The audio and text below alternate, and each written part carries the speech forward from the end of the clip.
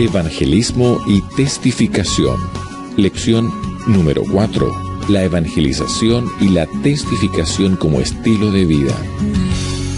Hola querido. Mira, en este estudio veremos que evangelismo es más que simplemente hacer o decir algo. Evangelismo en realidad es un estilo de vida, una manera de vivir. Para empezar, leeremos lo que dice Jesús en Juan capítulo 13, versículo 35.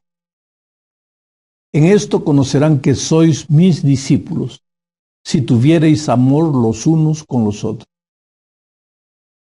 Lo que Jesús quiere decir en este texto es que el poder de la testificación depende del estilo de la vida de la persona que testifica. Las palabras llegan a la cabeza, pero la vida, tu manera de vivir, toca el corazón de las personas. Testificación no es tanto lo que dices o lo que haces. En realidad, testificación es lo que vives. Tal vez tú puedes tener miedo de decir alguna cosa, de tocar alguna puerta, pero nadie tiene miedo de vivir.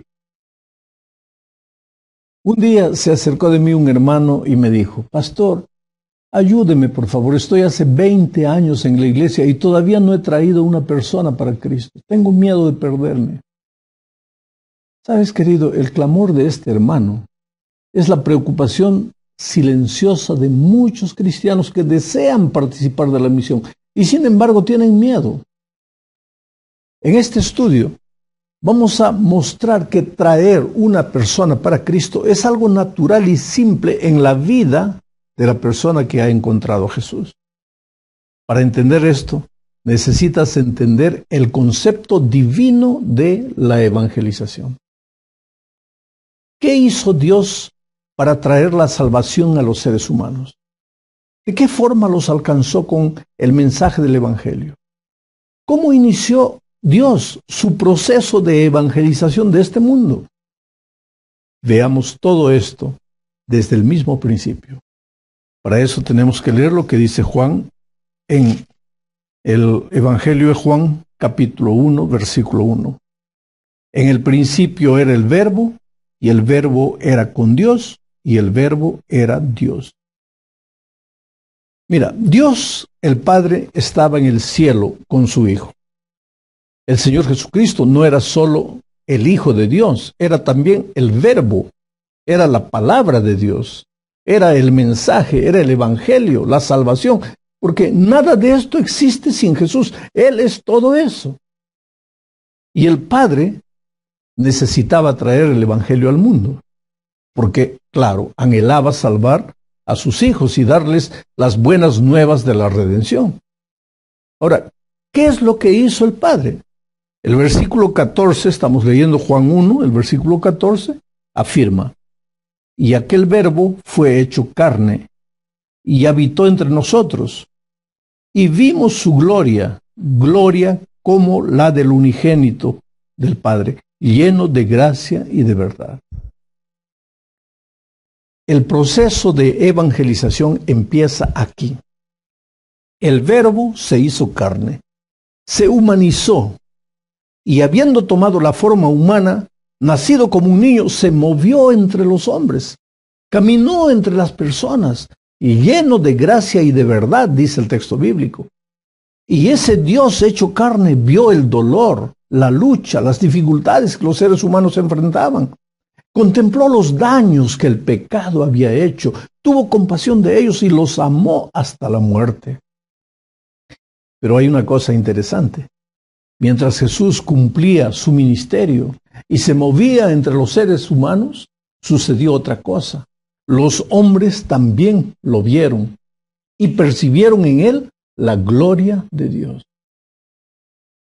La expresión gloria de Dios es clave para entender la evangelización desde el punto de vista divino. Mira, el mundo en los días de Jesús fue evangelizado porque el Evangelio se hizo carne y anduvo entre los hombres reflejando la gloria de Dios, del Padre. Evangelizar para Juan, desde el punto de vista de Juan, evangelizar es hacer que el Evangelio salga de la teoría y se transforme en carne. Se transforma en experiencia, en vida. Para las personas es más fácil creer en lo que ven que en lo que se les dice. Si los hombres han de creer en Dios, necesitan ver la gloria de Dios reflejada en la vida de los seres humanos que transmiten la verdad, el mensaje. Pero, ¿qué es la gloria de Dios? Este es el asunto. ¿Qué es la gloria de Dios?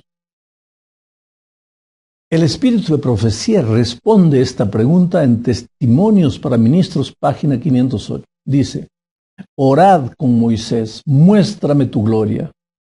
¿Qué es esta gloria? El carácter de Dios. Evangelizar es mostrar la gloria de Dios a los seres humanos. Eso es lo que enfatiza el Espíritu de Profecía en Palabras de Vida del Gran Maestro, página 342. Dice: el último mensaje de clemencia que ha de darse al mundo es una revelación de su carácter de amor. Los hijos de Dios han de manifestar su gloria. En su vida y carácter han de revelar lo que la gracia de Dios ha hecho por ellos. La gloria de Dios. La gloria de Dios es su carácter, el carácter de Dios. Y el Hijo Jesucristo reveló en este mundo el carácter de su Padre. Fue de esa manera que Dios quiso evangelizar al mundo. Jesús afirmó en Juan 14:9, quien me ha visto a mí, ha visto al Padre.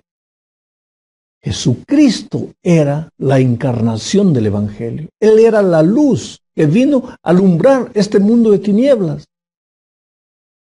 En Él estaba la vida, y la vida era la luz de los hombres. Ahora, ¿por qué Jesús era la luz? Porque era el Evangelio hecho carne y reflejaba la gloria de su Padre. Pero Jesús murió y después resucitó y volvió al Padre, y ahora se dirige a nosotros y dice: vosotros sois la luz del mundo. O sea, después que Jesús subió a los cielos, nosotros, los seres humanos, los creyentes en el Señor Jesucristo, pasamos a ser la luz del mundo y debemos reflejar la gloria del Padre, como lo hizo Jesús. Por eso, en Efesios capítulo 5, versículo 27, Pablo presenta a la iglesia de los sueños de Dios. Es la iglesia formada por los creyentes en esta tierra. Pero Pablo presenta a esa iglesia como una iglesia gloriosa, sin mancha, sin arruga, ni cosa semejante. La palabra clave vuelve a ser la expresión gloriosa. Los cristianos, en cuya vida el Evangelio se hizo carne, forman parte de la iglesia gloriosa. ¿Por qué? Porque reflejan el carácter de Jesucristo. Permíteme, sin embargo, desarrollar el concepto de la luz. Mira, mientras Jesús estaba en la tierra, Él era la luz del mundo. Hoy lo somos nosotros. ¿Cuál es la misión de la luz? Alumbrar. ¿Y cómo ella cumple su misión? No hace ninguna campaña para alumbrar. Simplemente alumbra, porque es luz. Bueno, nosotros somos la luz de este mundo. E iluminar el mundo de pecado con la luz del Evangelio es evangelizar. O sea, todo lo que necesitas hacer para evangelizar el mundo es que el Evangelio se haga carne en tu vida y que tú te conviertas en una luz. Si cada cristiano es una lámpara encendida, si el Evangelio se hizo carne en cada vida, si cada uno de nosotros refleja la gloria de Dios, es imposible que el mundo deje de ser evangelizado. Lo primero que necesitamos hacer para realizar evangelismo, para hacer evangelismo, es que cada cristiano se haya vuelto el Evangelio encarnado. O sea, que el Evangelio se haya encarnado en la vida de cada cristiano, se haya hecho una realidad, que la gloria de Dios se vea en cada cristiano, que el carácter de Dios se vea en cada hijo de Dios. Ahora, si creemos que esto es obvio y estamos más preocupados en descubrir estrategias y métodos para aumentar el número de miembros. Ahí, querido, ahí empezamos de manera equivocada y con toda seguridad vamos a fracasar. El plan divino, o sea, dentro del plan divino, los cristianos en cuya vida el Evangelio se ha hecho carne, deben andar en el mundo. ¿Pero cómo? Llenos de gracia y de verdad, amándose los unos a los otros. Pero para amarse entre sí, ellos necesitan reflejar el carácter de Jesucristo.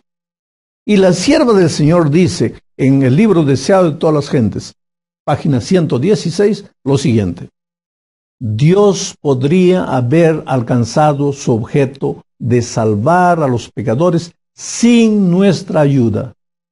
Pero a fin de que podamos desarrollar un carácter como el de Cristo, debemos participar en su obra.